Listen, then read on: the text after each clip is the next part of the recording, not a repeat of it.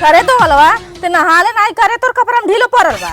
ए माई नहाली त ए माई हौ तक नाना आवत हूं। और बेटा आओ तो माने का ताकत बाड़े जो खटिया बैठा हम पानी लेके आवत है। ठीक बा माई जाता नहीं। ए ना बहुत दिन के बाद बेटी की यहाँ जात बाणी, पता ना बेटे हुआ के हाल चल ठीक होई कि नहीं होई। नाना नमस्ते।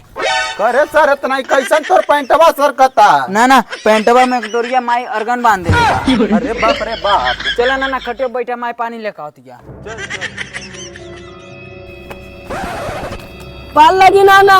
अरे खुश रहो नतिया। अरे सर इतना काटो आवत रे। ई बताओ नाना हमारे खातिर का लइला। अरे सर इतना तोरे खातिर लड्डू लाइल बानी, थैलिया में निकाल ले। अरे लड्डू ए नाना चिलगोतना खातिर त लड्डू लेके आइलावा, हमारे खातिर का लेके आइल बाड़ा। अरे सर इतना नतिया तोरे खातिर पेड़ा लाइल बानी, थैलिया में निकाल ले। Oh no. छोटा सा मेरा ए नाना ई त पेड़वा बड़ा लम्बा बा। छोड़ साथ नहीं छोड़ो के जल्दी से। का भइल नाना का भइल? सर उतना ही कहानी पकड़े पेड़ा तो पकड़ ले लके रहा।